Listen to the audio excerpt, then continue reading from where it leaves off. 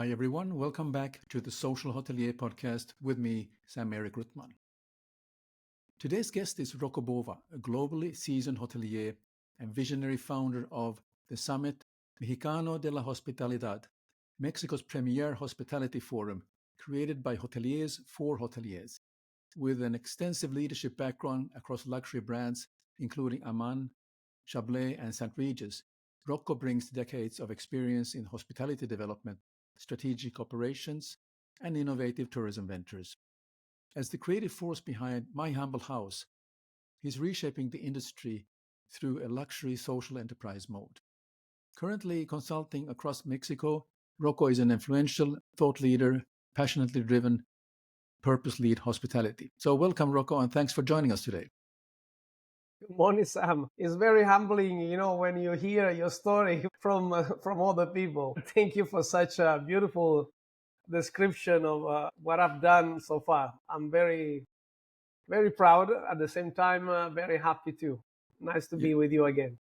Likewise, Rocco, it's always a pleasure, and I've been looking forward to have this conversation because I think we have several topics that we could cover, but I realize that what we're going to talk about today is about maybe some three topics, and we don't get even to the humble house part of maybe touching a little bit about your initiative about the Summit Mexicano de la Hospitalidad. We can touch a little bit on that just to give a glimpse because everybody has now are listening in, and you are very active. And we just before we started recording this episode, you mentioned that you're waking up 5 a.m. and during the first hour or between 8 and 9, you already have your first calls with either friends in the industry or you're coaching or you're advising. So I'm impressed about your diligence in this work. But maybe you could just get started a little bit about your journey in hospitality. I mean, I mentioned the brands, but how long have you been in Mexico, for instance? That would be interesting for me to Yeah, know. I don't even know that. in fact, Sam, Mexico has been kind of a place that I was hoping to visit at some point. One of my best friends actually married to a Mexican woman some 30 years back, and she was actually the one telling me, "You must go to Mexico, Rocco, you will love it." Well, 30 years later, I came to Mexico eventually, and I think I fell in love, and I've been here now for a little bit more than 8 years. It truly is a magical place. I enjoy living here. I enjoy the culture. The gastronomy, of course, is great. The history, but most of all, I think the people. Mexican people are very, very beautiful people.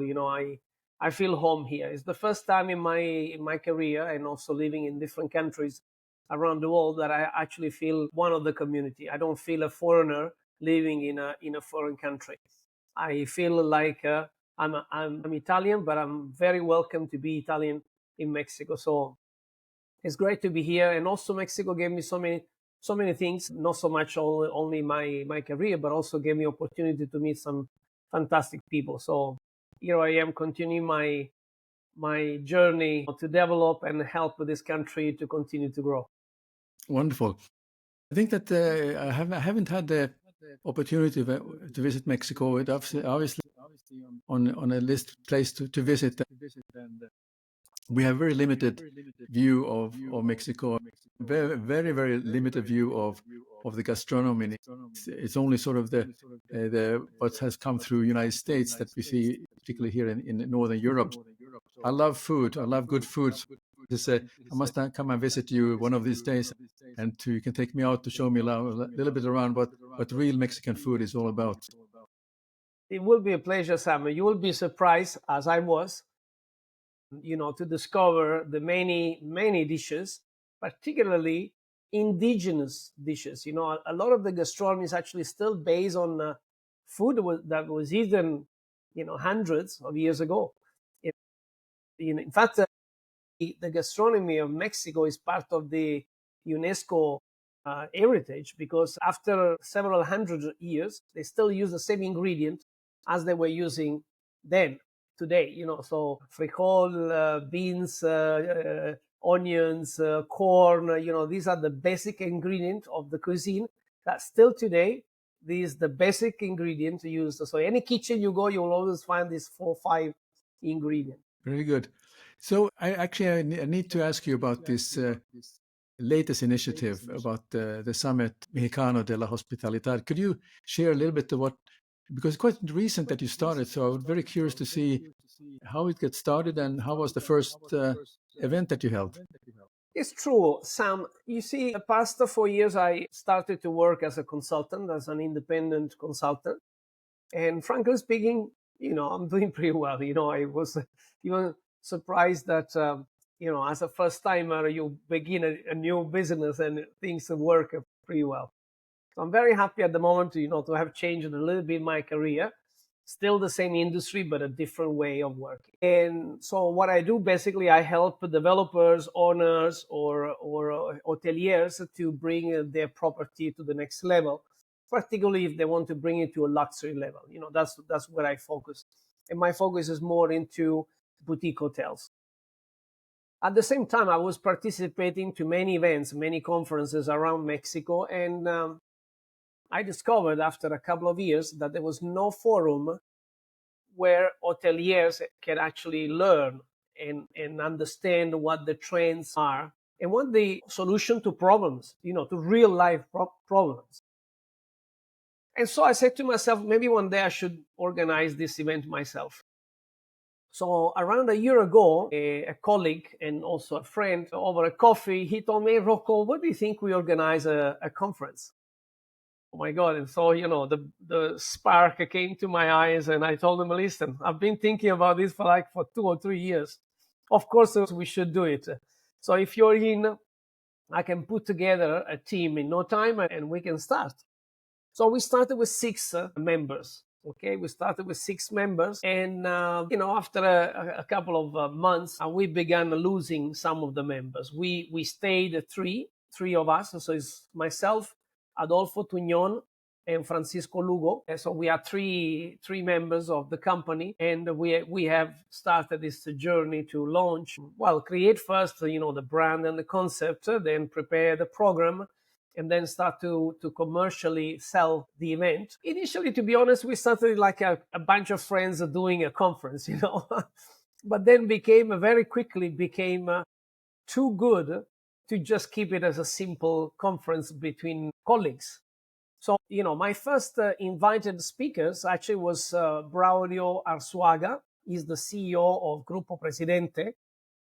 Nothing more than the CEO. So when you start with that as a keynote speakers, the rest of the speakers and panelists, you need to bring them to similar level. You cannot go lower than that. So, and then one carried the other one. And then we got people from Four Seasons, from One and Only, from Chablais, obviously, my ex-company.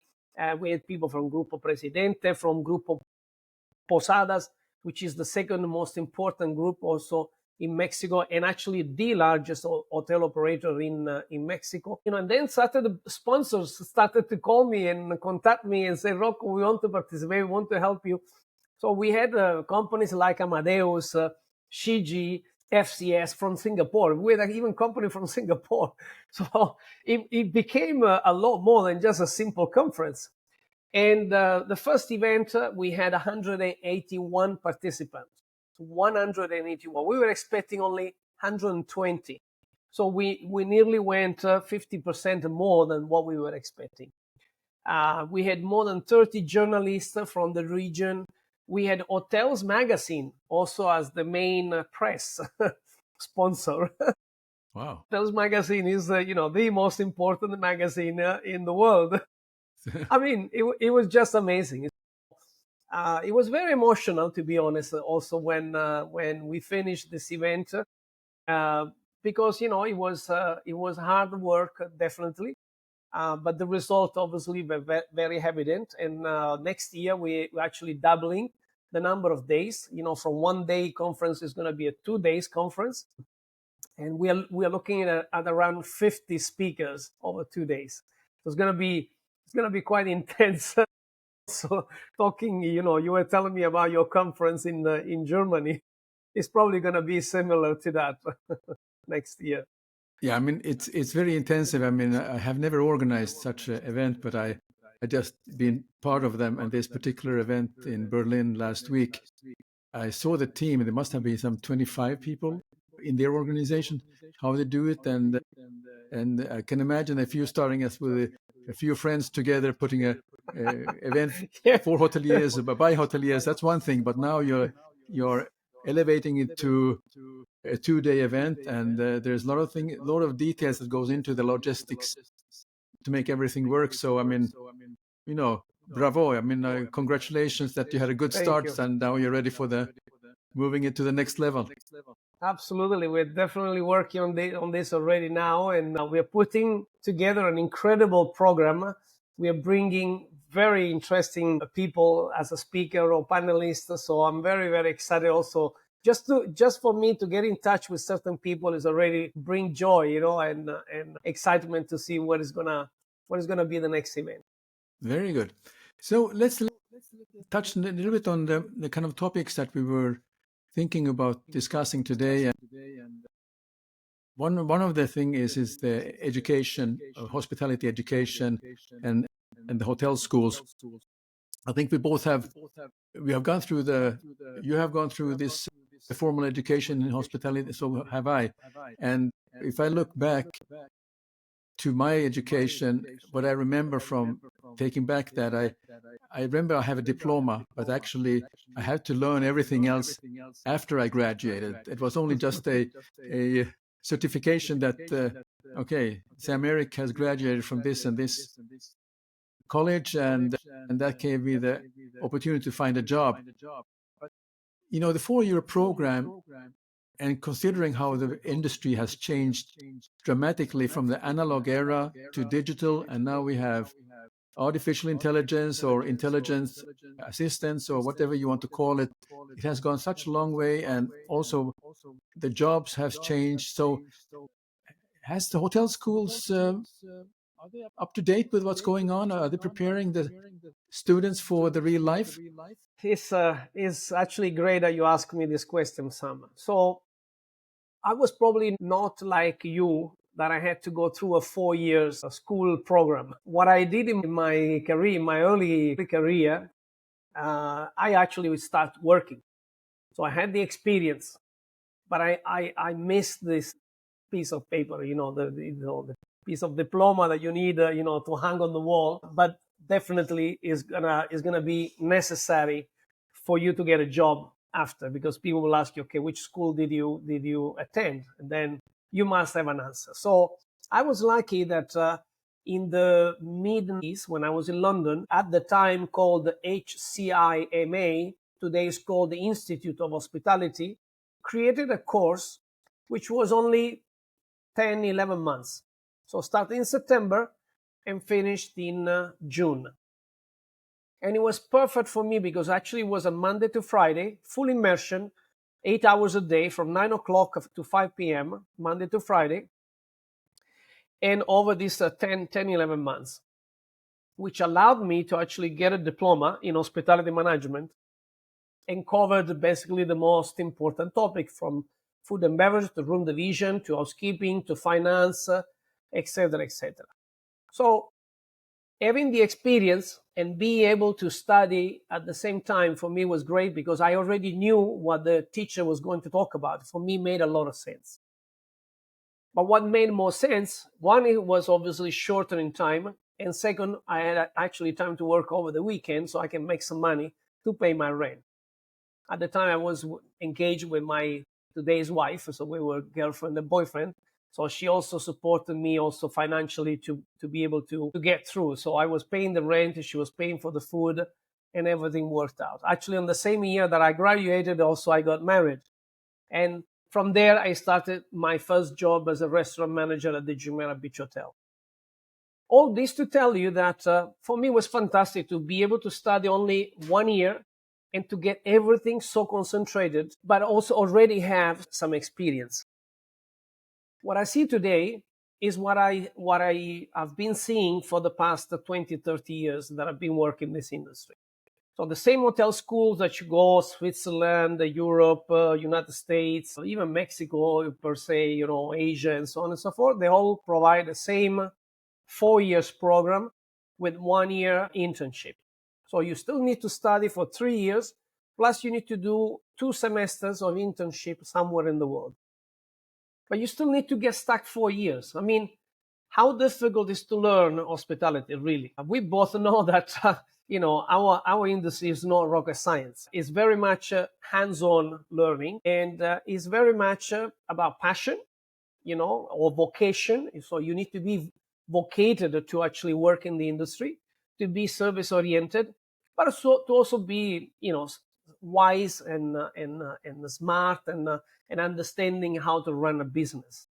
You don't need 4 years to learn all that, to be honest. But the most, I don't know if I can use this word, but I'm going to use it anyway, appalling situation is that the majority, if not all of the teachers that teaching in those schools, they actually have no recent experience in hotels.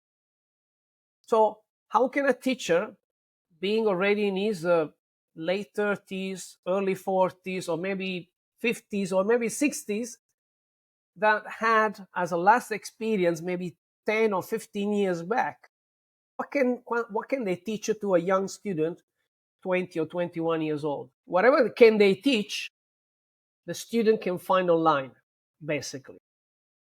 And so my request to whoever is listening, whether it's the director or CEO of a hotel school, hospitality school around the world, is that you should get your teacher every year at least 1 or 2 months internship, so that they understand what's really going on in the world of hospitality, hands-on, not reading through books or magazine or online, because this can be done by a student very easily. You don't need to pay maybe up to $100,000 for a 4 years course, plus accommodation and plus other dues, to learn all this. That's what is missing, I think, in my opinion. One, review completely the program. Two, get the teacher back to work, so that actually they understand what's going on in real life today.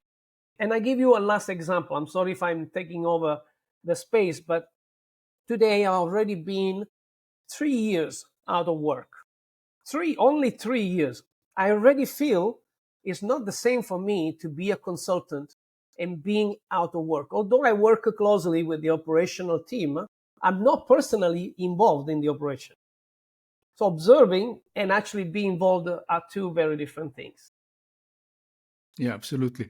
No, I cannot speak for what the teachers are like, or I mean, I don't have the experience of how it is to be a student. I mean, but it's so true that a lot of the things that students can get they can get things online, and they are, everything is available online. But I'm just curious what can be done better to prepare the student for the industry. One side is the teacher themselves, that they are updated themselves in the best possible way that they are, because the industry is not rocket science, as you said, but a lot of things are moving very quickly in a way that how the technology is advancing in for hospitality, which was considered to be always the last one to progress, but now there's a lot of opportunities to develop. And then the efficiency factor that all these hotels are looking at, that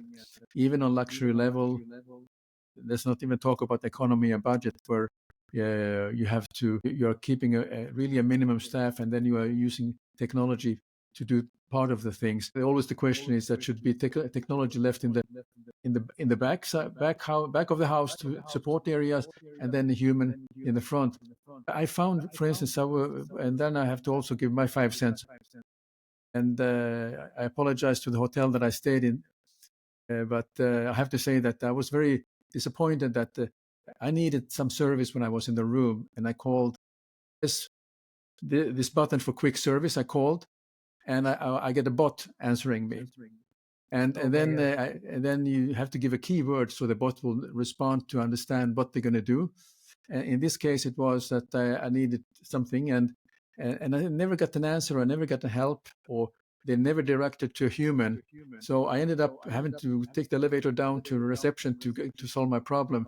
And I thought that would be unacceptable when you are an international branded hotel company that has and you have tens of thousands of hotel rooms in the world. So there's an advancement, but there is something that has it doesn't click when you cannot combine both things together. So I was very surprised, and that's where I'm always interested to see what needs to be done to get for the student the best possible start, whether they have a chance to do some intensive internships in the areas of what they need to do. So, I mean, what are your thoughts on this? Sam, I think there are the situation is pushing us to go towards artificial intelligence and technology. I mean, it's just a fact. I get it. Everything is pushing us towards this way. So it's kind of it's not a trend. It's not a trend. Is that the situation is pushing us? We need to go there. So everyone is saying, no, everyone is going there. No, not everyone is going there. But the world is pushing us towards this direction. Okay. So believe it or not, I'm still not using any AI until today. The only AI I used, and I've been using this for 30 years, is Google. That's the only artificial intelligence. I have no other application to search for information, to think for me, to decide for me, or to tell me what to do. I use my brain. And there are one more thing that I want to tell you about. The past summit, for example, Sunday. I took 2 or 3 hours of my time, which is not even a lot of time. But what I did, I wrote almost 200 personal email to all the attendees and all the sponsors and all the speakers. Almost 200 emails personally sent one by one. I didn't use a CRM. I didn't use a bot. I did it personally myself because I thought that this is a conference for human beings. I love technology, and today we are talking through technology, okay? But I think we need to find a balance between what technology can do for us and what we need to do to continue the evolution of the human species. I think that we are giving too much away to technology to resolve this problem. I'm concerned about the consequences that this technology in particular can do to the human evolution. Because imagine today we depend so much on technology and on internet that the day there's no internet, we freeze. We don't do anything. We stop working. We stop living. If we go to a restaurant, to a hotel, the first thing we ask is, give me the keywords for the internet. Yes. We don't even ask where's the toilet and where is the... No, we ask for the Wi-Fi first thing. I mean, it's scary. So imagine if we start depending on artificial intelligence more and more. What happens if there is no more artificial intelligence and we stop using our own brain to actually make a decision, to solve a problem? The problem you had the artificial intelligence, the bot that answered your phone call was not able to solve your problem. So what do we do? I got locked into my room. What do we do? The bot cannot solve the problem. We need a human being to solve this problem, not a bot. Yeah, that's right. Yeah, so I mean, we talked about sort of the education and the hotel school and so on, but I think also one thing that has changed, which I realized that when we had the COVID or the epidemic a few years ago, and it also affected many hotels that they have to speed up in terms of what they can offer the guest. Suddenly you had guests that don't want to meet anyone at the front desk.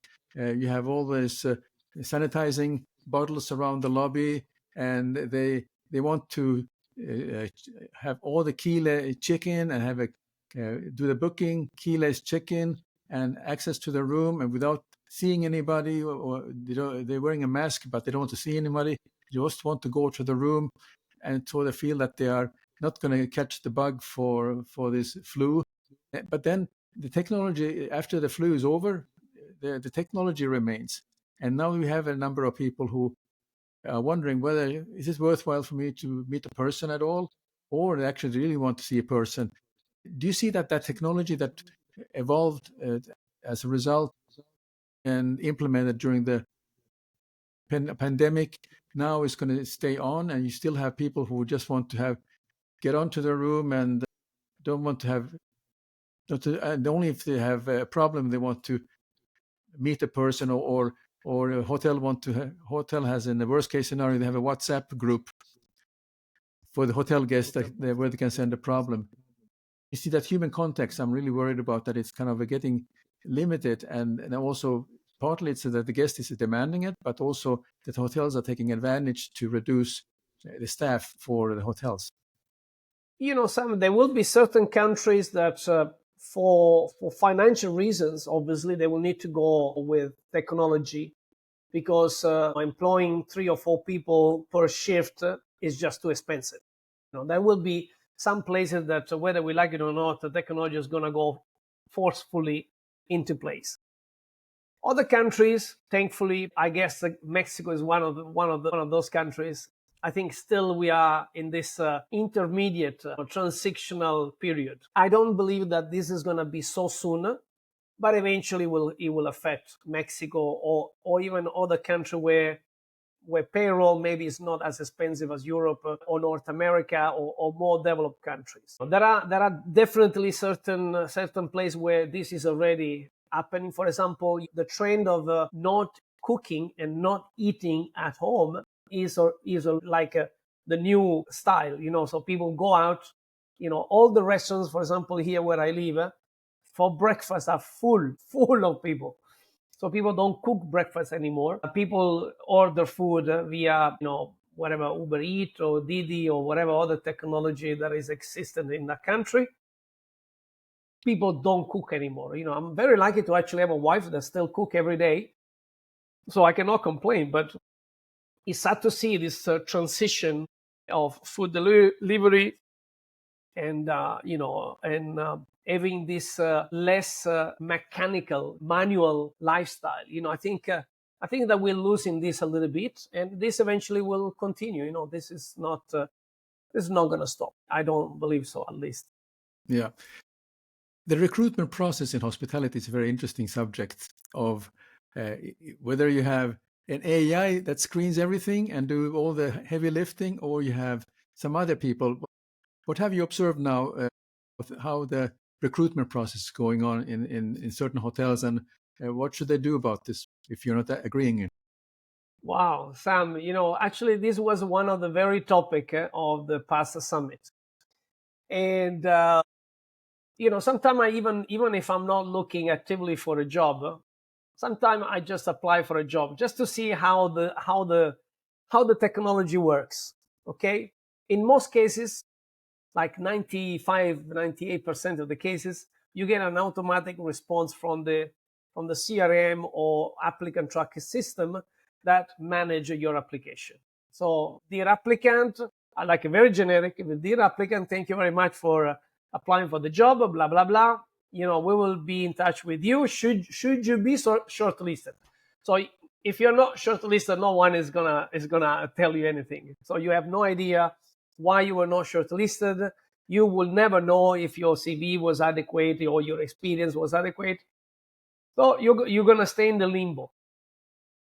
And so even not so long ago, I mean, I'm talking about some 10 years ago, in some hotels that I worked personally, the shortlist, while applicant tracking system was already available. So the applicant tracking system shortlist a curriculum, not knowing if the curriculum actually is the best curriculum, because what does a machine understand about the profile of a person just because of a piece of paper? Anyway, so that's the first already huge mistake. The second part is that, okay, so the CV shortlisted by the applicant tracking system goes onto the desk of someone. Normally, the HR manager, But what the HR manager will do, will delegate this to a more junior person. And in some cases, this happened to me already in more than one property. This junior person is actually a student, So imagine an intern having to shortlist maybe a chef, maybe a director of food and beverage, maybe a restaurant manager, or maybe even a general manager. So can you believe that the applicant tracking system is making the choice of who is the best applicant? Then the HR manager or director delegate this task which we still don't know if it's the best of the shortlisting, we delegate this task to a more junior person. And if you're lucky, it goes into the hand of an HR executive. If you're not lucky, it will go onto the hands of an intern. And that was 10 years ago. Today, I don't think this has changed. Because I do recruitment also for some hotels in some occasion. And I see who do I interact with normally. And also I see, because I apply myself, so I also see how applicants are handled. Actually, the most recent one, which was like last week, it was an interesting, it's an international company. They're opening a new hotel in Mexico. And so I said, okay, let me see again. This one, I have to say, was a little bit smarter. So I need to investigate which applicant tracking system they use, because this was a lot smarter. Although I was not shortlisted as a candidate, it doesn't matter. But the answer prepared was a lot better than many other answers that I've seen from other international companies. So I will investigate what applicant tracking system they use. That was pretty good, I have to say. But it also begs the question: how should the traditional human resources structure, human resource should be structured in hotels to ensure that you align with this evolvement of recruitment needs? What kind of levels are interviewing or discussing with the potential candidates? Because I've had a similar situation where I was contacted by someone, because we are both on LinkedIn. So LinkedIn, you frequently get contacted, and you can and then I have nothing against anybody being a junior or not, but the questions that came up were a little bit strange, in the sense that I wasn't really sure I was talking to somebody who was aligned with the job requirements even. So I'm just wondering your thoughts. What would be the ideal, considering that we're living in 2025, and what would be the ideal way how recruitment should be handled? It's true, Sam. You see that the issue today, 2025, is that we have so many platforms, so much content, so many ways to search for a job, that is definitely impossible for any human to go through hundreds of applicants for one position. It is true. At the end of the day, we need to be realistic. What is not working is actually the workload that an HR director has on top of recruitment. That's the main problem. If we keep looking for meeting after meeting, reports, and this and that, then if you overwhelm the person to actually do their job, definitely they cannot dilute their task and the time to give to each of the tasks. The challenge today is that we have Instagram, Facebook, LinkedIn, and other job portals where people can apply for a job. You have also the company page or the career page, and so on and so forth. So it is overwhelming for any person. How can a person go through 100 or maybe more than 100 applicants? Is a challenge. I don't have a solution to that. I don't think anyone has a solution. ATS definitely is not a solution, because it's clear that it's not working. And it's clear, I know personally, many competent general manager level that they're not able to find a job. It's just not happening. Applicant tracking system doesn't work. And this needs to be addressed, because all the industry is struggling to find talent. Yeah. Not because there is no talent, because the technology that we use is not good. Simple. So there are plenty of talent, and then the good talent, what they do, you say, well, you know what? I'm going to work somewhere else. Why should I work in hospitality? If I need to apply to maybe 600 jobs to get maybe one interview, where is the logic there? And then maybe it's not the job that I want. So Yeah. it really is a challenge. And also, I don't know how companies like Marriott, Hilton, Intercont, Accor, and all the big 5 or 7 companies globally, how can they open a hotel a day as an average? They open one hotel every day. How can you staff one hotel with 300-400 rooms average with 150, 200 people every single day around the world? It's just crazy. Yeah. So even they don't do anything. If the big company, they do nothing, imagine the smaller company. What can they do? Less, obviously. So it's gonna go haywire. in the next 3 to 5 years. It's going to go even well because big company, they keep growing and then they're not stopping their growth. Their growth strategy still is one hotel every day. That's what they want to open. Yeah. So how can they manage that? I have no idea. That's a $1 million question for sure. But now, from the candidate point of view, we both are quite social and we both are active on the social media. And when I meet you we have never met physically, but we have met online many times. And so we have an idea of the kind of personal brand you represent, Rocco. And you probably have some idea about my personal brand. And we are quite comfortable with our personal brand, how we project that professionally. But what advice would you give somebody who's starting in the industry about the importance of personal branding? And also, I mean, the second question is that do you think the hospitality industry places enough importance on personal branding during the hiring process? I'm going to answer the second question first, because one thing I actually realized, Sam, about personal branding or employer branding in this case, what employer branding should do, they should be able to attract the talent that they need and that they want automatically, not without job posting or creating opportunity or opening a new hotel. You know what I noticed?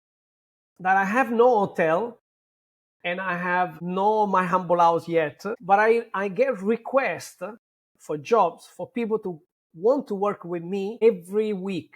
If not every day, but at least 2 or 3 times a week, I get people asking me, Rocco, I want to work with you. Why is that? What do? I don't do really much. I only try to be myself. I'm not trying to be somebody else. I think that employer branding should do exactly the same thing, should represent exactly what they are. Because what they're doing instead, they are representing what they would like to be, not what they really are. And that's where maybe my humble opinion, the breakdown exists. Okay, there's no alignment between what the company really is and what the company want to be. All this wonderful vision and mission statement and golden rules and call it whatever you want, values and so on. If they don't really walk the talk, the right people will never go in that company. Never. Even more now, because even younger people, younger generation are more attracted to true value-based company.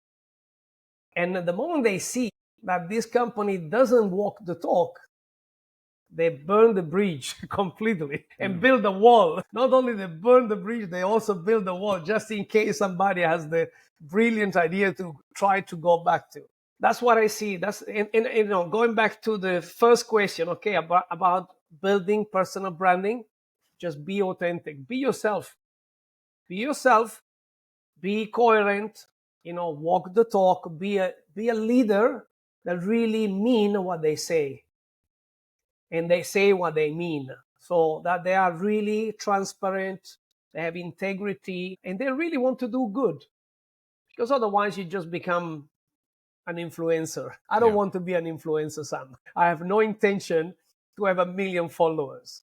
I want to have a lot of friends just like you that maybe we never met, but I have the respect or reciprocal respect that I know who you are, I know what you're trying to achieve, and you know what I'm trying to achieve. We have alignment. Exactly. I call tribe. I have my tribe of people that they trust me and I trust them. When I employ people, when I do recruitment, because occasionally I look for talents as well for some of my clients. And my clients, they expect me to present the 3 options.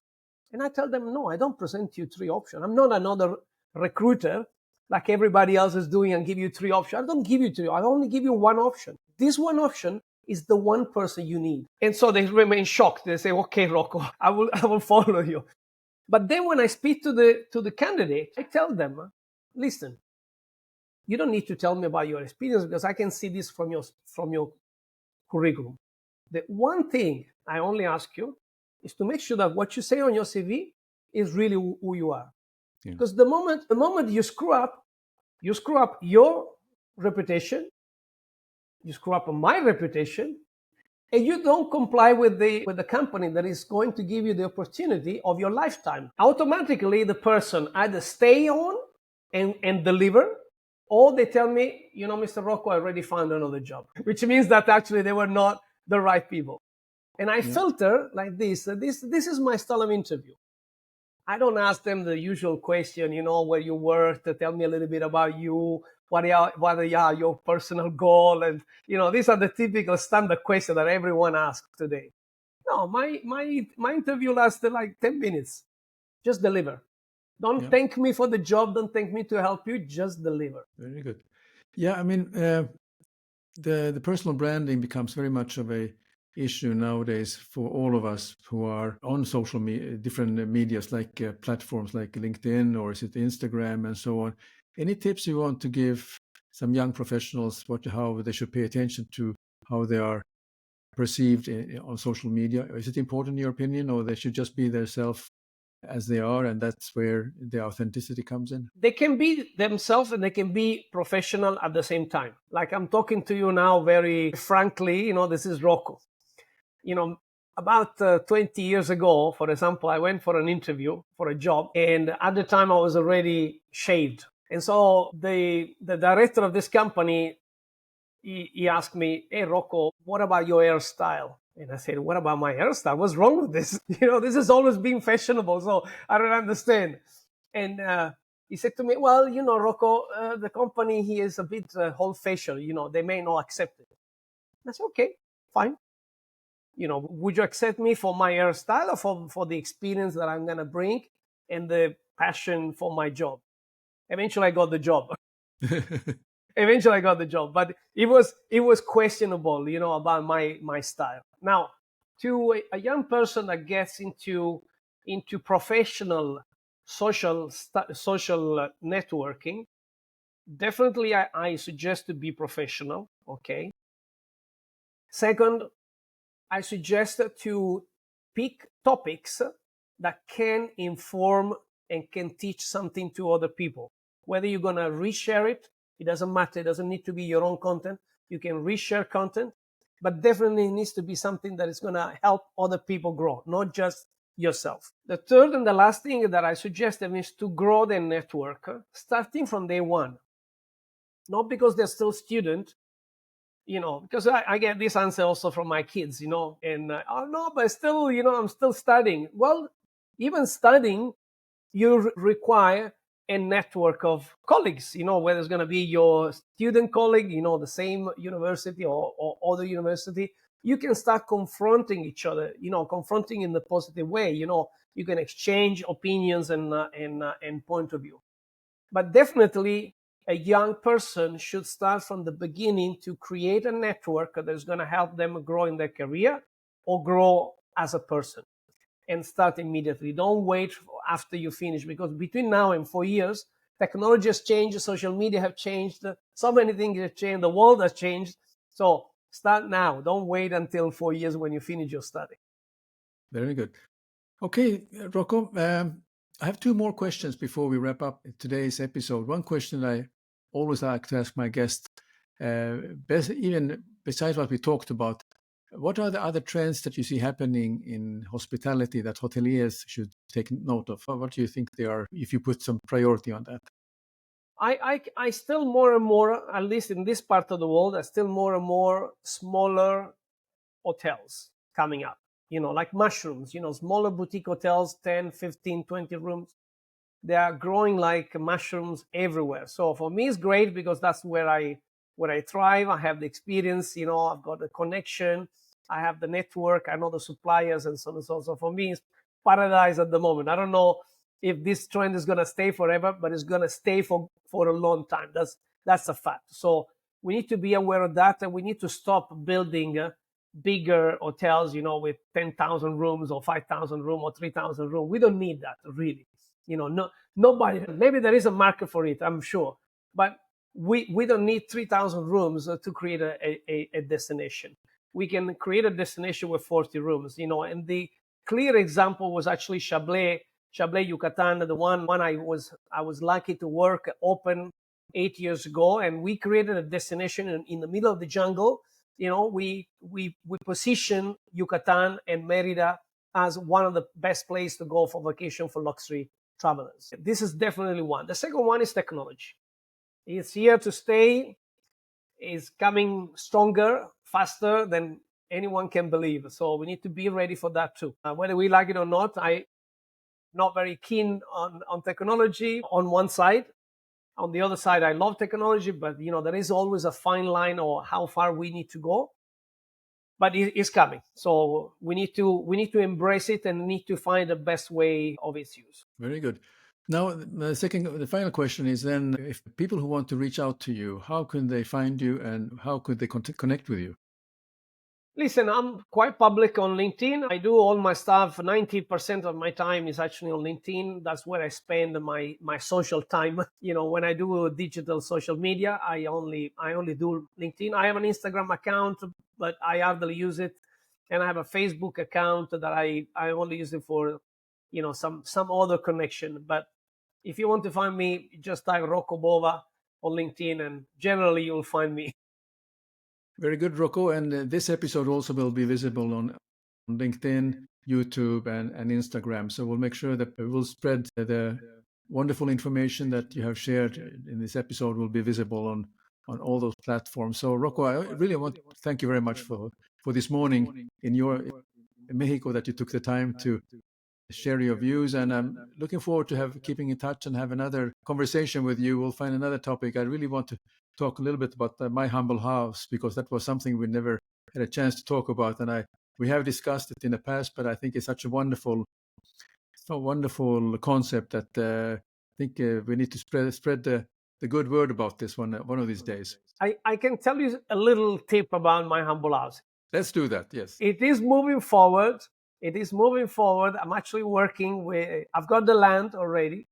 It is moving forward. I'm working with a group of architects here in Mexico to design the master plan. And it's actually also evolved from being just a hotel to being a master plan community where there is also a hotel. Maybe we'll find another episode of your podcast to discuss about this. When I get also more information, I will be able maybe to show you some renderings of what it's going to look like. We'll make it happen, Rocco, for sure, whenever you're ready. Fantastic. Thank you, Rocco. It's been a pleasure, Sam. Thank you so much for inviting me. Thank you for tuning in to the Social Hotelier. If you enjoyed this episode, that I had a wonderful discussion with Rocco Bova, please take a moment to leave us a review, give it a thumbs up, and don't forget to hit that subscribe button to stay updated. Now, if you're listening to this as a podcast, I really appreciate it if you write the review on Apple Podcast, and you need to use your mobile device for that. We have an incredible lineup of guests coming your way, so stay tuned for more thought-provoking conversations. Until next time, take care and keep exploring.